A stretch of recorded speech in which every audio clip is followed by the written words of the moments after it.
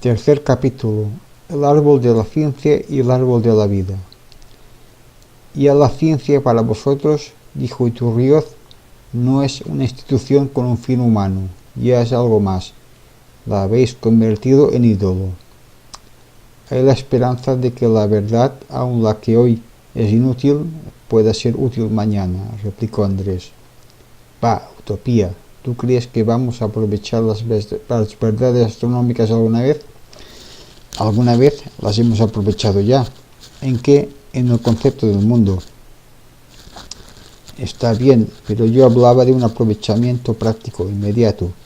Yo en el fondo estoy convencido de que la verdad en bloque es mala para la vida.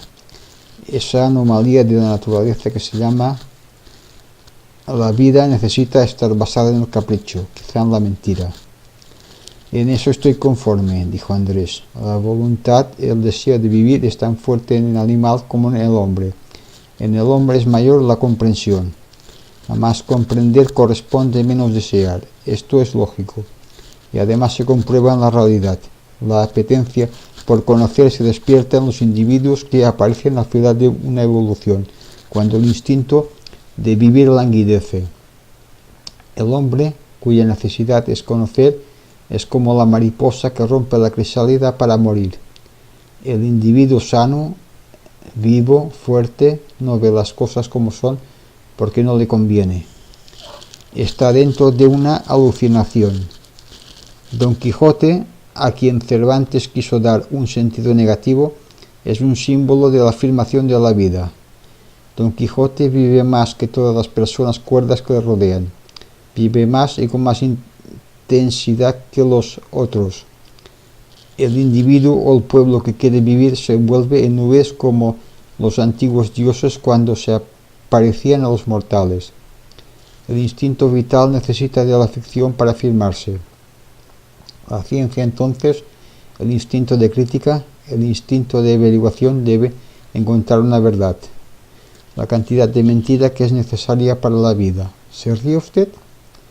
Sí, me río, porque eso que tú expones con palabras del día está dicho nada menos que en la Biblia. Bah, sí, en el Génesis. Tú habrás leído que en el centro del paraíso había dos árboles, el árbol de la vida y el árbol de la ciencia del bien y del mal. El árbol de la vida era inmenso, frondoso, y según algunos santos padres daba la inmortalidad. El árbol de la ciencia no se dice cómo era, probablemente sería mezquino y triste. ¿Y tú sabes lo que le dijo Dios a Adán?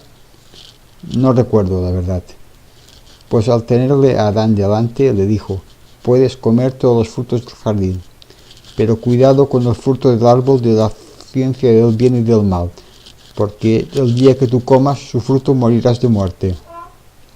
Y Dios seguramente añadió: comed del árbol de la vida, sed bestias, sed cerdos, sed egoístas, revolcaos por el suelo alegremente, pero no comáis del árbol de la ciencia, porque ese fruto agrio os dará una tendencia a mejorar que os destruirá.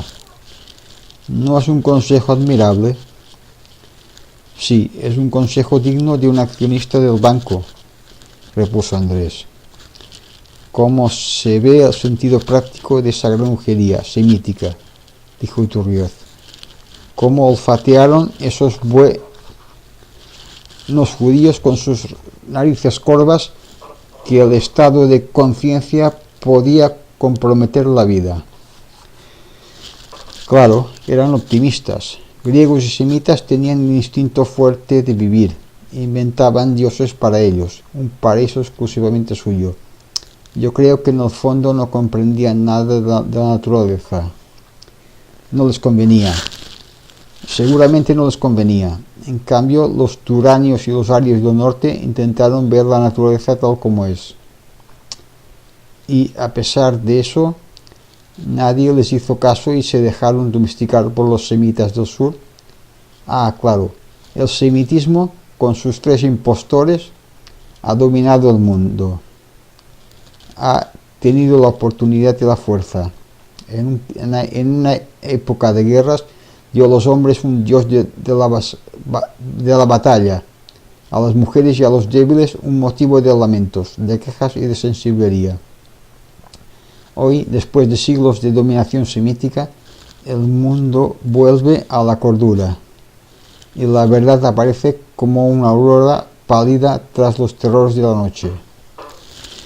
Yo no creo en esa cordura, dijo Iturrioz, ni creo en la ruina del semitismo. El semitismo judío, cristiano, musulmán seguirá siendo el amo del mundo. Tomará avatares extraordinarios. ¿Hay nada más interesante que la Inquisición, de índole tan semítica, dedicada a limpiar de judíos y moros al mundo? ¿Hay acaso más curioso que el de Torquemada, de origen judío? Sí, eso define el carácter semítico, la confianza, el optimismo, el oportunismo. Todo eso tiene que desaparecer. La mentalidad científica de los hombres del norte de Europa lo barrerá. Pero ¿dónde están esos hombres? ¿Dónde están esos precursores? En la ciencia, en la filosofía, en Kant sobre todo. Kant ha sido el gran destructor de la mentira greco-semítica. Él se encontró con esos dos árboles bíblicos de que usted hablaba antes y fue apartando las ramas del árbol de la vida que ahogaban al árbol de la ciencia. Tras él no queda en el mundo de las ideas más que un camino estrecho y penoso, la ciencia. Detrás de él, sin tener quizá su fuerza y su grandeza, viene otro destructor, otro oso del norte, Schopenhauer, que no quiso dejar en pie los subterfugios que el maestro sostuvo amorosamente por falta de valor. Kant pide por misericordia que esa gruesa rama del árbol de la vida, que se llama libertad, responsabilidad, derecho, descanse junto a las ramas del árbol de la ciencia para dar perspectivas a la mirada del hombre.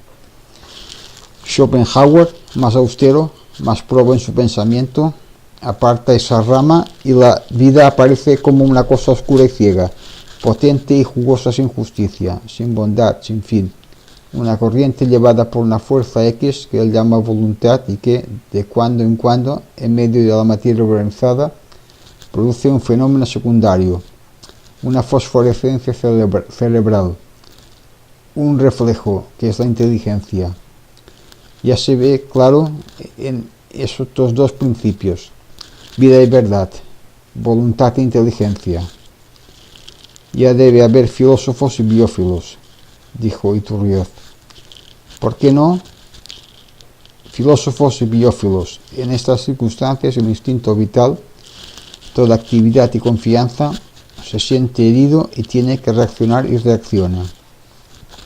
Los unos, la mayoría de literarios, ponen su optimismo en la vida, en la brutalidad de los instintos y cantan la vida cruel, canalla, infame, la vida sin finalidad, sin objeto, sin principios y sin moral, como una pantera en medio de una selva. Los otros ponen el optimismo en la misma ciencia, contra la tendencia agnóstica de un Dubois-Reymond, que afirmó que jamás el entendimiento del hombre llegaría a conocer la mecánica del universo. Están las tendencias de Berthelot, de Mechnikov, de Ramón y Cajal en España, que supone que se puede llegar a averiguar el fin del hombre en la Tierra. Hay, por último, los que quieren volver a las ideas viejas y a los viejos mitos, porque son útiles para la vida. Estos son profesores de retórica, de esos que tienen la sublime misión de contarnos cómo se estornudaba en el siglo XVIII después de tomar rapé, los que nos dicen que la ciencia fracasa y que el materialismo, el determinismo, el encadenamiento de causa-efecto es una cosa grosera, y que el espiritualismo es algo sublime y refinado. ¡Qué risa! ¡Qué admirable lugar común para que los obispos y los generales cobren su sueldo y los comerciantes puedan vender impunemente bacalao podrido! Creer en el ídolo o en el fetiche símbolo de superioridad. Creer en los átomos como Demócrito o Epicuro, señal de estupidez. Un Aisawa de Marruecos que se rompe la cabeza con un hacha y traga cristales en honor de la divinidad, o un buen mendigo con su taparrabos son seres refinados y cultos. En cambio, el hombre de ciencia que estudia la naturaleza es un ser vulgar y grosero. Qué admirable paradoja para vestirse de galas retóricas y de sonidos nasales en la boca de un académico francés. Hay que reírse cuando dicen que la ciencia fracasará. Tontería. Lo que fracasa es la mentira. La ciencia marcha adelante, arrollándolo todo. Sí, estamos conformes, lo hemos dicho antes, arrollándolo todo. Desde un punto de vista puramente científico, yo no puedo aceptar esa teoría de la duplicidad de la función vital. Inteligencia a un lado, voluntad a otro. No. Yo no digo inteligencia a un lado y voluntad a otro, lo replicó Andrés, sino predominio de la inteligencia o predominio de la voluntad. Una lombriz tiene voluntad e inteligencia, voluntad de vivir tanta como el hombre, resiste a la muerte como puede. El hombre tiene también voluntad e inteligencia, pero en otras proporciones. Lo que quiero decir es que no creo que la voluntad sea solo una máquina de desear y la inteligencia una máquina de reflejar. Lo que sea en sí no lo sé, pero a nosotros nos parece esto racionalmente. Si todo reflejo tuviera para nosotros un fin, podríamos sospechar que la inteligencia no es solo un aparato reflector, una luna indiferente para cuando se coloca en su horizonte sensible, pero la conciencia refleja lo que se puede aprehender sin interés, automáticamente, y produce imágenes. Estas imágenes desprovistas de lo contingente dejan un símbolo, un esquema que debe ser la idea. No creo en esa indiferencia automática que tú atribuyes a la inteligencia. No somos un intelecto puro, ni una máquina de desear.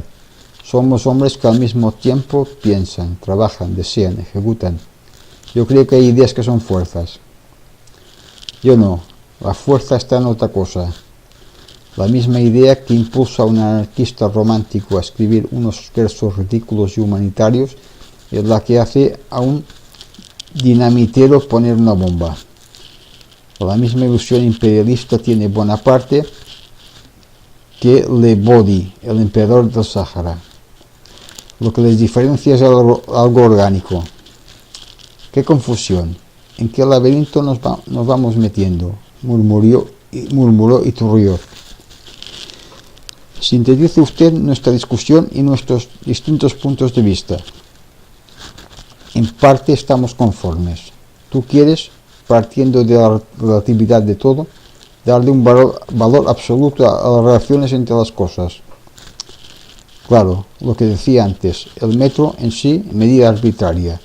Los 360 grados de un círculo, medida también arbitraria. Las relaciones obtenidas con el metro o con el arco, exactas. No, si estamos conformes. Sería imposible que no los tuviéramos en todo lo que se refiere a la matemática y a la lógica. Pero cuando nos vamos alejando de estos conocimientos simples y encontramos en el dominio de la vida, nos encontramos dentro de un laberinto, en medio de la mayor confusión y desorden. En este baile de máscaras, en donde bailan millones de figuras abigarradas, tú me dices: acerquémonos a la verdad. ¿Dónde está la verdad? ¿Quién es ese enmascarado que pasa por delante de nosotros? ¿Qué esconde debajo de su capa gris? ¿Es un rey o un mendigo? ¿Es un joven admirablemente formado o un viejo enclenque lleno de úlceras? La verdad es una brújula loca que no funciona en este caos de cosas desconocidas. Cierto, fuera de la verdad matemática y de la verdad empírica que se va adquiriendo lentamente, la ciencia no dice mucho. Hay que tener la probidad de reconocerlo y esperar. Y, mientras tanto, abstenerse de vivir, de afirmar. Mientras tanto, no vamos a saber si la república es mejor que la monarquía, si el protestantismo es mejor o peor que el catolicismo, si la probidad individual es buena o mala. Mientras la ciencia no llegue hasta allí, silencio. ¿Y qué remedio queda para el hombre inteligente? Hombre, sí. Tú reconoces que fuera del dominio de las matemáticas y de las ciencias empíricas existe hoy por hoy un campo enorme a donde todavía no llegan las indicaciones de la ciencia. ¿No es eso? Sí. ¿Y por qué en ese campo no tomar como norma la autoridad? Lo encuentro peligroso, dijo Andrés. Esta idea de la autoridad, que al principio parece sencilla, inofensiva, puede llegar a legitimar las mayores enormidades, a entronizar todos los prejuicios. Cierto, también, tomando como norma la verdad, se puede ir al fanatismo más bárbaro. La verdad puede ser un arma de combate. Sí, falseándola, haciendo lo que no sea. No hay fanatismo en matemáticas, ni en ciencias naturales. ¿Quién puede vanagloriarse de defender la verdad en política o en moral? El que así se vanagloria es tan fanático como el que defiende cualquier sistema político o religioso. La ciencia no tiene nada que ver con eso. Ni es cristiana, ni es atea, ni revolucionaria, ni reaccionaria. Pero ese agnosticismo, para todas las cosas que no se conocen científicamente, es absurdo porque es antibiológico. Hay que vivir. Tú sabes que los fisiólogos han demostrado que en el uso de nuestros sentidos tendemos a percibir, no de la manera más exacta, sino de la manera más económica, más ventajosa, más útil. ¿Qué mejor norma de la vida que su utilidad, su engrandecimiento? No. Eso llevaría a los mayores absurdos en la teoría y en la práctica. Tendríamos que ir aceptando ficciones lógicas. El libre albedrío, la responsabilidad, el mérito, acabaríamos aceptándolo todo, las mayores extravagancias de las religiones. No aceptaríamos más que lo útil. Pero para lo útil no hay comprobación, como para lo verdadero, replicó Andrés. La fe religiosa para un católico, además de ser verdad, es útil. Para un irreligioso puede ser falsa y útil, y para otro irreligioso puede ser falsa e inútil. Bien, pero habrá un punto en que estemos todos de acuerdo, por ejemplo, en la utilidad de la fe para una acción dada. La fe dentro de lo natural es indudable que tiene una gran fuerza. Si yo me creo capaz de dar un salto de 1 metro, lo daré. Si me creo capaz de dar un salto de 2 o 3 metros, quizá lo haré también. Pero si se cree usted capaz de dar un salto de 50 metros, no lo dará usted por mucha fe que tenga. Claro que no. Pero eso no importa para que la fe sirva en el radio de acción de lo posible. Luego la fe es útil, biológica. Luego hay que conservarla. No. Eso que usted llama fe no es más que la conciencia de nuestra fuerza. Esa existe siempre, se quiera o no se quiera. La otra fe conviene destruirla, dejarla es un peligro. Tras de esa puerta que abre hacia lo arbitrario, una filosofía basada en la utilidad, en la comodidad o en la eficacia, entran todas las locuras humanas. En cambio, cerrando esa puerta y no dejando más norma que la verdad, la vida languidece.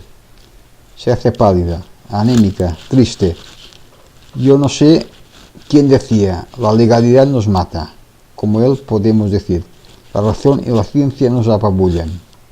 La sabiduría del judío se comprende cada vez más que se insiste en este punto. A un lado el árbol de la ciencia, al otro el árbol de la vida. Habrá que creer que el árbol de la ciencia es como el clásico manzanillo, que mata a quien se coge a su sombra, dijo Andrés burlonamente. Sí, ríete. No me río.